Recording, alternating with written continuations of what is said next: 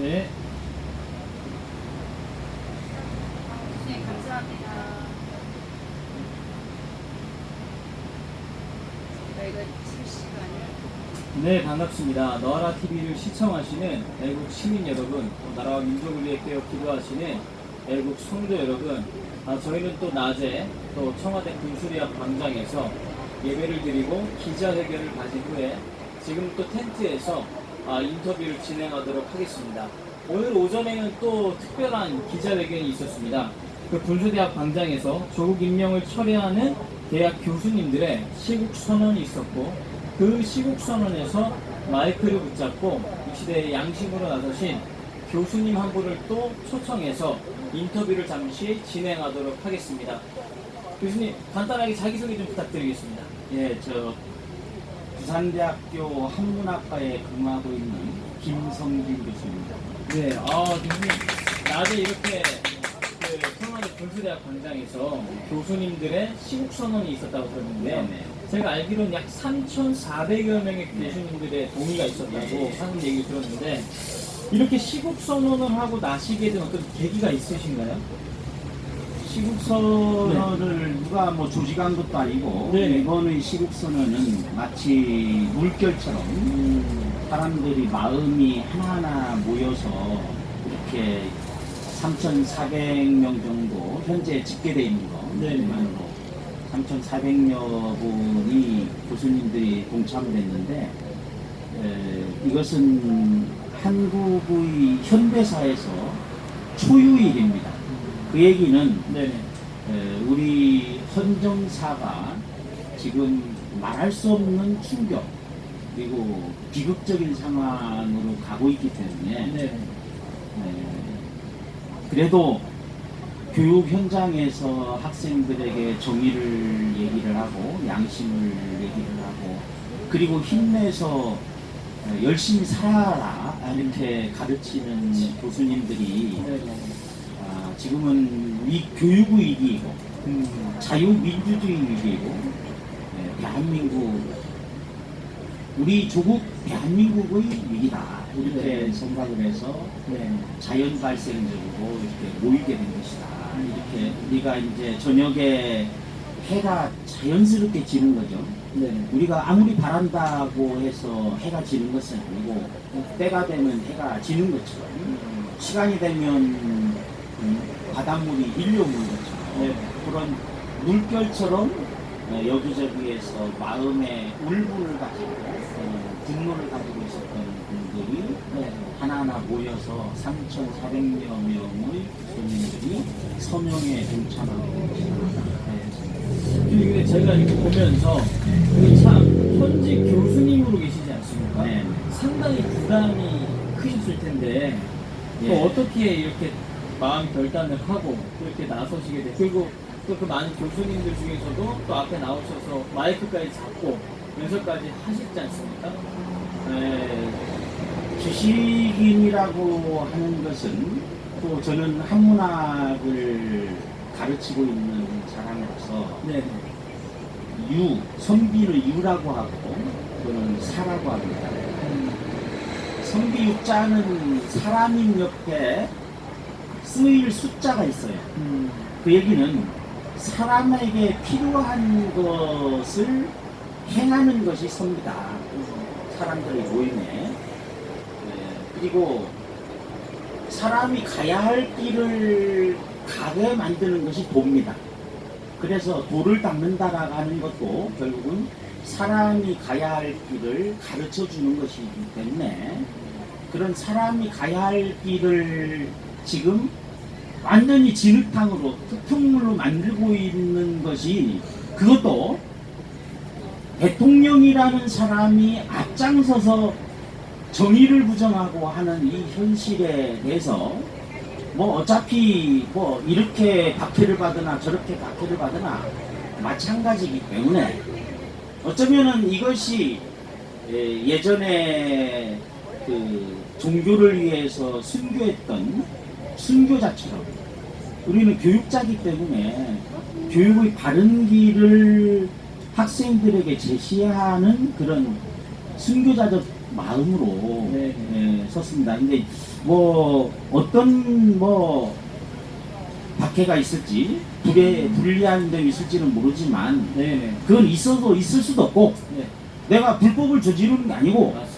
불법을 저지르는 자들에게 네네. 이것은 아니지 않느냐라고 네. 얘기하는 그 부분을 가지고서 저에게 다른 어떤 형태로든 불리한 것이 있다 하면 대한민국의 교육, 대한민국의 정의가 완전히 죽은 것이다 라는 거를 스스로 이 집권 세력이 선언하는 것 같기 때문에 네네. 그 나머지는 뭐 생각을 하지 않아도 되지 않겠는가 이렇게 합니다. 근데 그 지금 부산대의 교수님으로 계시는데 네. 지금 사실 부산대 교수시면 지금 한창 문제가 되고 있는 조국의 네네. 딸 네네. 조민이 그 부산 의전원에서 네. 공부를 하고 있지 않습니까? 네네. 거기에 대해서 어떤 개인적인 생각이 좀 있으신가요? 교수님? 제가 어느 공적인 자리에서 그런 얘기를 했어요. 제가 저를 소개하면서 조국의 딸로 인해서 전국적으로 너무나도 유명해진 거기에다 앞에다가 부사를 붙이면 더럽게 유명해진 그런 부산대학교 교수 김성진입니다. 이렇게 얘기를 했는데 제가 언론에 부산대학교 의전원이라는 게 올 때마다 그게 떠오를 때마다 참 자괴감을 많이 느꼈죠. 이 모든 사회 현상에서 대한민국이 이만큼 일어섰던 것은 우리 앞세대, 지금 세대, 그리고 지금 또 학부모들 모두의 교육열 때문이라고 생각할 수가 있는데 이 교육열이 있음으로 해서 대한민국이 이만큼 버티고 또 일어설 수 있었는데 교육에서 가장 중요한 것은 자기 실력대로 노력하면은 내가 이 위치에 갈 수 있다라는 확신이 들어야 됩니다. 네, 맞습니다. 그런데 저도 이제 이번 사태를 겪으면서 조국의 딸 조민 씨에 대해서 들었는데 이건 있을 수가 없는 일이다.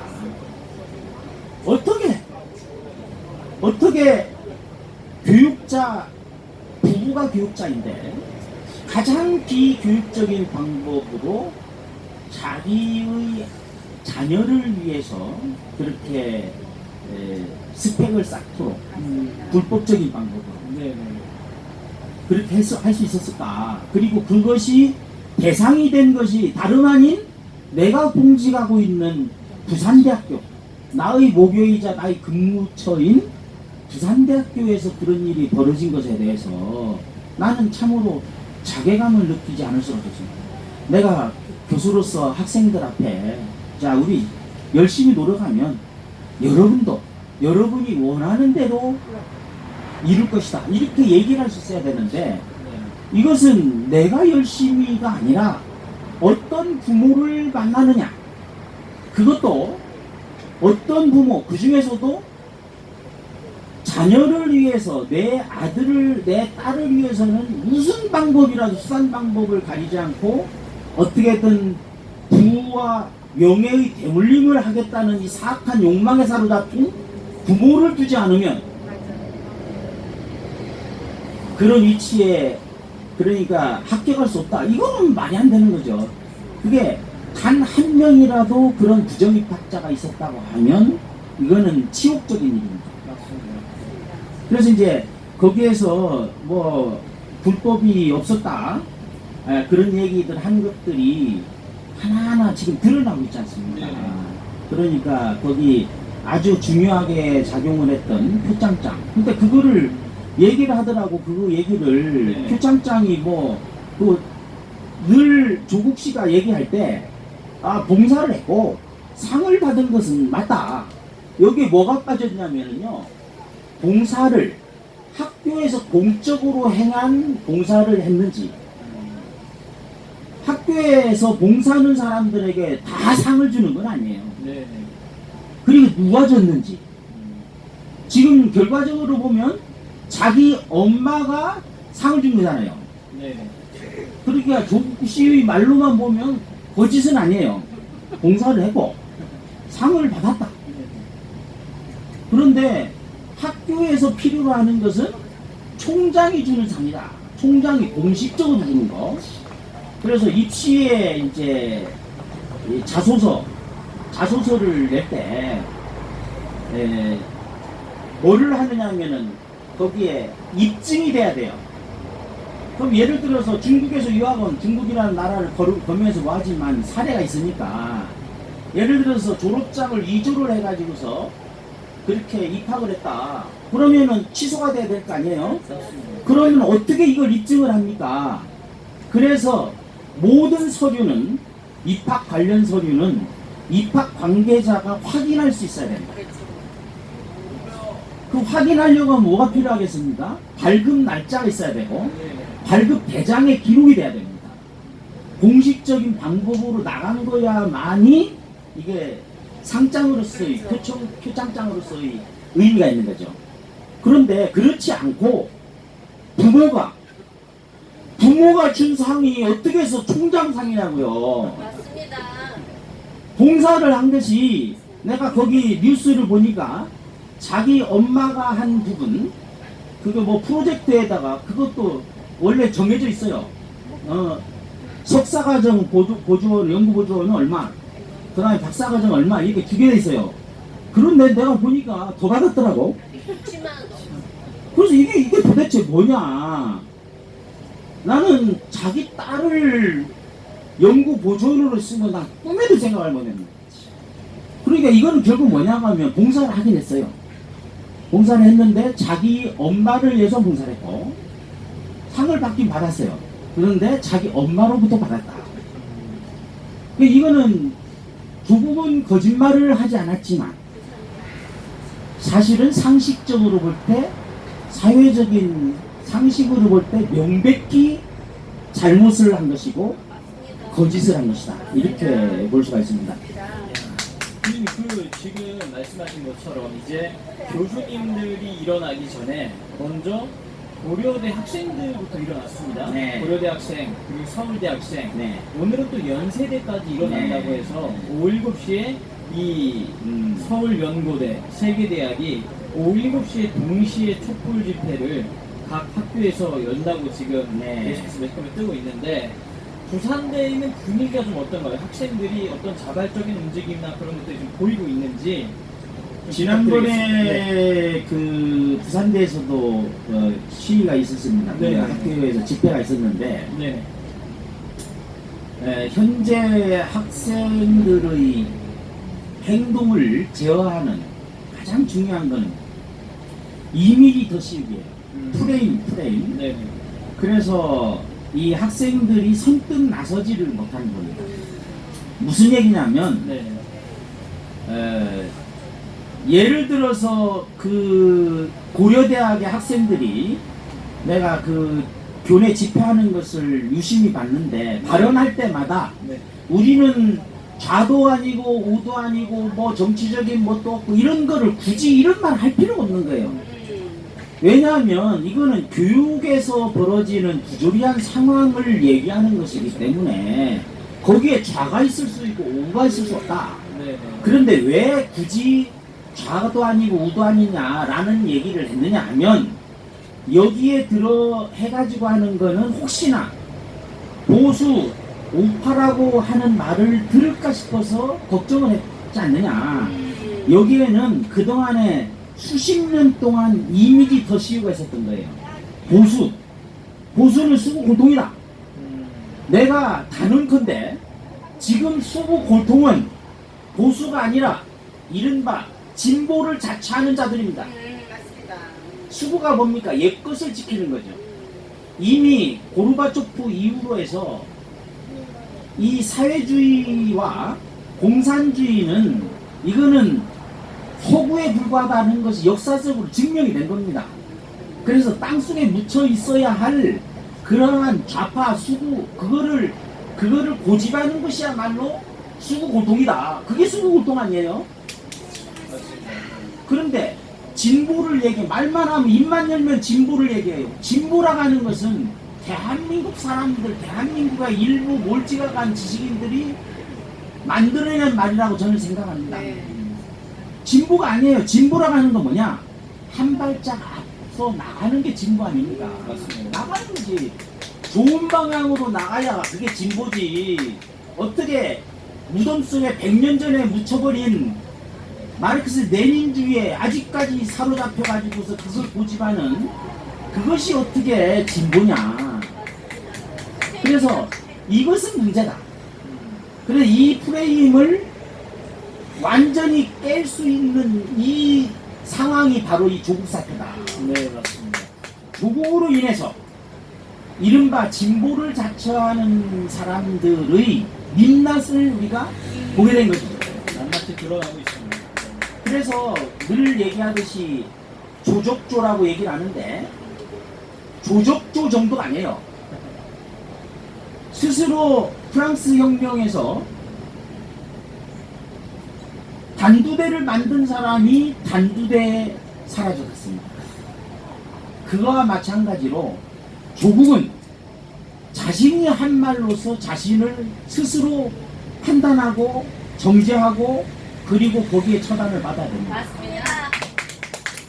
그것만이 대한민국을 사는데 이 다행히 아직 완전히 무너지지 않은 이 상태에서 이른바 진보를 자처하는 사람들의 민낯을 보고 그들의 이중성과 그리고 파렴치하다기보다는 뻔뻔한 어떻게 그렇게 감히 국민들이 5천만 국민들이 보고 있는데 그렇게 거짓말을 태어나게 할 수가 있느냐. 그래서 나는 뻔뻔 좌파라고 합니다. 그 뻔뻔 좌파가 justice 정의를 말하는 법무부 장관으로 임명됐다 하는 것은 네, 상식에도 맞지 않고 대한민국 헌법 질서에도 맞지 않는 것입니다. 맞습니다. 교육을 위해서도 이거는 마땅히 징계되어야 합니다. 맞습니다. 그리고 방금 말씀하신 것처럼 그 촛불 집회 나오는 학생들이 네, 교수님 얘기하신 것처럼 나는 좌파도 아니고 우파도 아니다 이런 이야기를 했고 그 어떤 프레임 문제라고 말씀하셨잖아요. 근데 실제 그 프레임 문제가 얼마나 심각하게 지금 나타나고 있냐면 촛불 집회 나오는 그 학생들, 촛불을 들고 있는 학생들의 얼굴을 확인해서 그 청년들의 페이스북에 찾아가서 그 글로 부모 욕을 하고 네, 너는 극우 꼴통 보수 집단의 어떤 뭐 알바생들 아니냐 이런 식으로 공격을 받고 있는 게 지금 현실이라고 합니다. 네. 그런 상황에서 젊은 청년들이 이제는 욕먹기 싫으니까 네. 마스크를 쓰고서라도 참석하려고 하는 형태를 지금 취하고 있는 네. 그런 실정입니다. 그럼에도 불구하고 연세대까지 이 지금 조국 사태에 대해서 네. 젊은이들이 이건 좌파 우파를 떠나서 사실 사회 정의의 문제지 않습니까? 네네. 사회 정의의 문제를 가지고 들고 일어섰다는 것에 굉장히 큰 의미가 있다. 네. 지금 그렇게 보고 있습니다. 근데 또 다음 질문을 드리자면 이번 조국 사태를 통해서 본 우리 사회의 현상들이 있지 않습니까? 네네. 그거에 대해서 교수님 어떻게 바라보시는지 부탁드리겠습니다. 우리 사회의 격리 현상은 이를테면은 가면의 삶이다. 예전에 아주 제가 대학 다닐 때 유행했던 소설 중에 루머랜드라는 게 있었어요. 루머랜드다. 그러니까 이제 이런 낭설들이 유언비어가 설치는 시대는 비상식적인 그런 불의한 시대. 그럴 때에 루머가 많이 나오고 풍자가 많이 발달하게 됩니다. 그런데 이제 그런 부분들을 생각하면 참 안타깝다. 학생들이 왜 굳이 나는 좌파도 아니고 우파도 아니고 그렇게 얘기할까? 그럼 과연 좌파들은 스스로 나는 좌파라고 한다. 이럴 경우 많아요. 그런데 왜 이런 얘기를 하냐면 자기가 이 좌파들, 나는 명백하게 말하면 나는 우파예요. 나는 누가 뭐라고 해도 나는 당당히 나는 우파다. 나는 보수다. 나는 내가 지켜야 할 가정이 있고 내가 지켜야 할 나라가 있고 내가 지켜야 할 사회 질서가 있고 내가 지켜야 할 전통 문화가 있기 때문에 나는 지킬 것을 지킨다. 그렇기 때문에 나는 보수다 라고 얘기를 합니다. 근데 왜 학생들이 가장 혈기왕성한 학생들이 자신있게 자신의 정치적인 지향성을 말하지 못할까? 이것은 우리 사회의 격리현상이다 이렇게 생각을 합니다. 거기에는 이제 이른바 선전선동에 능한 좌파들의 그 용어 프레임 전쟁에 학생들이 자기도 모르는 사이에 이렇게 말려든 것이 아니냐 이렇게 생각을 합니다.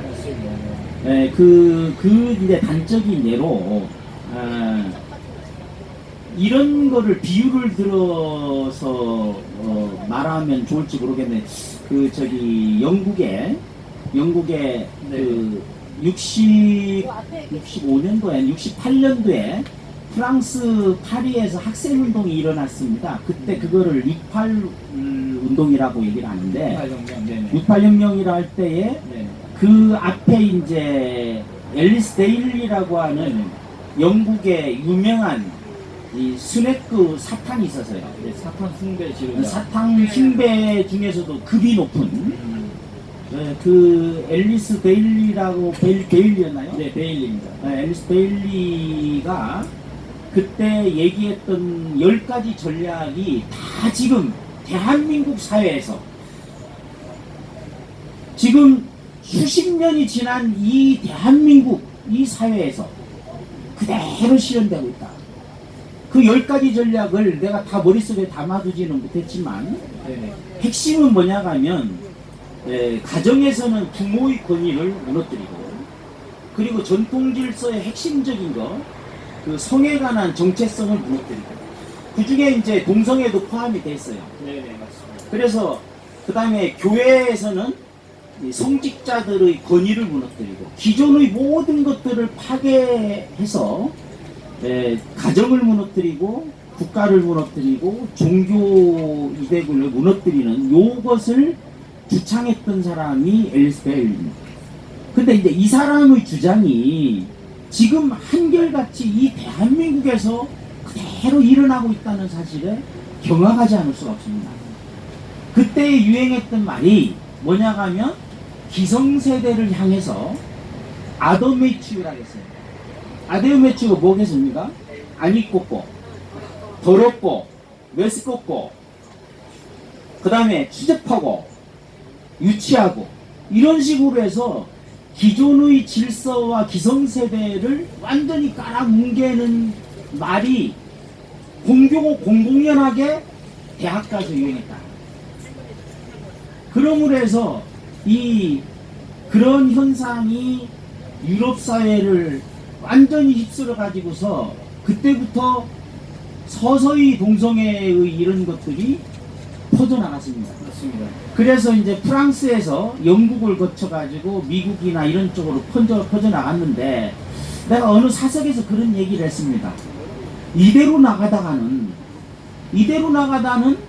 내가 수염난 며느리를 보는 거 아니냐. 이게 얼마나 끔찍한 일이냐. 맞습니다. 우리가 인간으로서 살아가는 것은 인간은 엄연히 단성생식이 아니고 양성생식이 인간의 본능입니다. 본질이고. 그럼에도 불구하고 동성애라고 하는 것을 용인한다 하는 것이 이거는 명백하게 인륜에도 반하고 그리고 인간의 본질에 벗어나는 것이다. 그리고 거기에 보면은 뭐 종교적으로 말하면 상성하고 번성하라 이렇게 네. 얘기를 했잖아요. 네네. 그럼 이 부분에도 동성애가 결정적으로 얘기를 하는 거죠. 근데 이제 이번에 말이 조금 번나갔습니다만은 조국 장관으로 조국 씨가 장관으로 취임한 뒤에 인사를 강행했는데 거기에서 인권국장인가요? 네, 맞아요. 그 인권국장으로 임명한 사람이 민변 출신, 민주라고 하는데 나는 좀 알 수가 없어요. 저기 북한도 민주주의 국가잖아요. 네. 명칭으로 보세요. 조선 민주주의 인민공화국입니다. 전 세계적으로 민주주의라고 하는 이름을 국가에다가 붙인 나라는 한결같이 개판이에요. 오죽 민주주의가 안 되면 민주주의 이름에 붙이겠습니까? 그런데 이제 그 민변이, 내 민변 전체를 뭐 할 건 아니지만, 그 민변이라 하는 민변의 민주주의가 과연 어떤 민주주의냐? 내가 지향하는 바는 자유민주주의인데, 네. 민변의 민주주의는 도대체 뭐냐? 라는 것을 이제는 밝혀야 될 때가 있다. 그 민변 출신의 어떤 변호사가 인권국장이라고 했는데, 이 양반이 어디 사석에서인지 공석에서인지 그래 말했던 모양이에요. 기독교는 혐오 집단이다. 아, 이런 종교 편향적인 얘기라, 이거는 달리 말하면 종교는 아편이라고 하는 공산주의자들의 주장을 그대로 답습하는 거나 똑같습니다. 그런 자가 어떻게 대한민국의 법무부 장관이 임명하는 인권국장이 되느냐? 그런 자를 임명한 조국이라는 사람의 세계관과 인식, 세계인식은 도대체 뭐냐? 예? 그럼 이제 그거 조금 더 얘기를 하면, 네네. 산호맹에 대해서 좀 얘기를 해볼까요? 네네네. 그냥 뭐 자유롭게 해도 돼요. 네, 뭐 자유롭게 해주시죠. 내가 뭐 이거 갑자기 불려와가지고 대본이 없어가지고. 네네. 산호맹의 정식 명칭은 남한사회주의 노동자 동맹입니다. 남한사회주의. 이번에 이제 저 문재인 요 앞에 청와대에 계신 분이 뭐라고 했느냐 하면 남쪽 대통령이라서 남쪽 정부. 그 남쪽 정부라는 게 도대체 있을 수 없는 일이에요. 이거는 대한민국의 대통령으로서 대한민국을 부정한 거나 마찬가지. 왜냐? 대한민국 정부는 네네. 유엔에서 인정한 한반도 유일한 합법정부입니다. 맞습니다. 그거는 지금 현재의 헌법 체제로서도 네. 대한민국은 한반도와 그 부속영토를 한다라고 못 박혀 있습니다. 맞습니다. 기록이 돼 있습니다. 그렇게 기록이 돼 있는데 네네. 어떻게 남쪽 정부라는 말을 쓸 수가 있느냐? 내가 늘 얘기할 때, 그는 나는 대한민국 국민이다. 내가 요새 보니까 가소론 계십니다. 그 표창원이라는 국회의원이 내가 보니까 청문회인가 그거 보니까 이게 태극기 배지를 달고 다니더라고. 여태까지 내가 문재인 대통령이 밖에 나가 외유 가가지고 내가 유심히 보고 있는데, 트럼프 대통령은 성주기를 여기 배지를 달아요. 네네. 그리고 일본은 다 어느 나라든 정상은 자기 이거 배지를 나라 국가를 상징하는 배지를 답니다. 그런데 한 번도 달지 않던 사람이 이번에 이제 일본하고 이런 것들을 해서 민족 감정에 호소해가지고서 이 위기를 뭐 벗어나고 싶었는지 모르지만, 어느 사진을 보니까 문재인 대통령 여기다 태극기 배지를 달았더라고. 야, 저 양반 개가천선했구나 이런 생각을 했는데, 참 그렇습니다.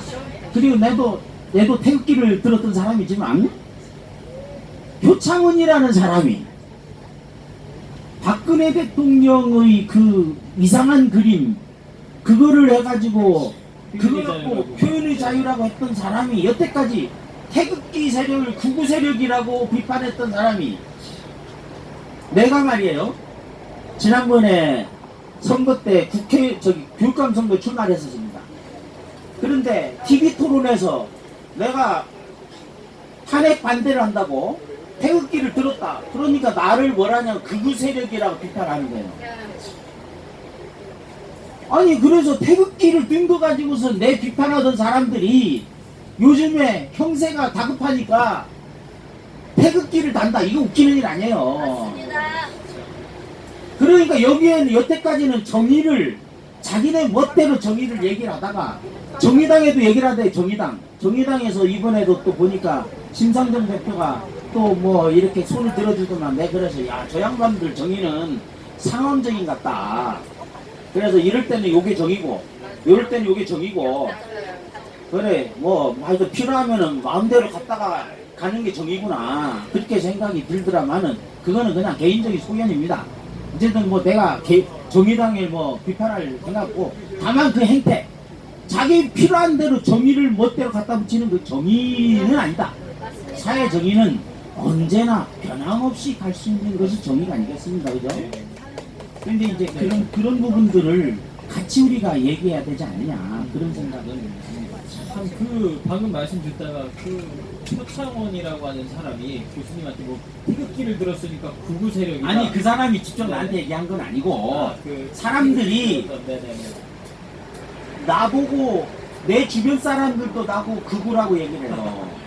나는 지극히 정상적으로 필요할 때 시민의 목소리를 내는 것이고 교육자로서 교육자의 양심에 따라서 목소리를 내는데 내가 왜 극우냐? 극우는 오히려 그런 관점에서 보면 국가 사회주의를 표방하는 히틀러를 모방하고 있는 조국가 같은 자들이 바로 극우다. 이럴 때에 지소미아를 뭐 파기한다 그렇게 할 때에 사실 이건 좀 엉뚱한 얘기 같습니다만은 조국 씨가 지난번에 민정수석하면서 얘기한 게 있어요. 죽창가를 얘기했어요. 죽창가. 네네. 내가 저걸 보면서 참 한심한 인간이네. 내가 그 전에도 한심하게 봤지만 그걸 볼 때 나 참 한심하구나 이분이 그런 생각을 했습니다. 왜 그러냐면 그 죽창가가 나온 배경이 되는 그 전투가 우금치 전투인데 우금치 전투의 동학군의 맞은편에 있던 분들은 그 당시에 그쪽은 진영은 기관총과 같은 거를 가지고 있었어요. 네네. 그런데 동학군은 뭘 했느냐 등 뒤에다가 부적을 붙이고요. 그리고 운만이 반면같이 이런 뭐라 하나 이제 구호 아닌 그런 그 구호성 주술을 외치면 안 죽는다. 이기했습니다 사실. 죽지 않을 테니까 앞으로 나가라 해서 그때 몇만 명이 몇천 명이 그냥 개죽음을 당한 거예요. 싸우려고 하면 전략이 필요한 거예요. 대한민국 국민으로서 일본이 저런 식으로 해서 우리에 대해서 경제적으로 이렇게 압박을 가하는 것을 누가 분개하지 않겠습니까?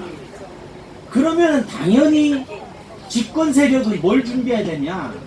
일본이 이렇게 나올 수도 있으니까 우리는 이렇게 준비를 해야 된다라고 준비를 한 다음에 그 다음에 선전포고를 하든지 속된 말로 개지랄 하든지 라고 해야 될 거 아닙니까? 그런데 아무런 준비도 하지 않고 마치 기다렸다는 듯이 이거는 내가 보기에는 거꾸로 정치적인 상황을 그렇게 몰고 간 건 아닌가라는 생각이 듭니다.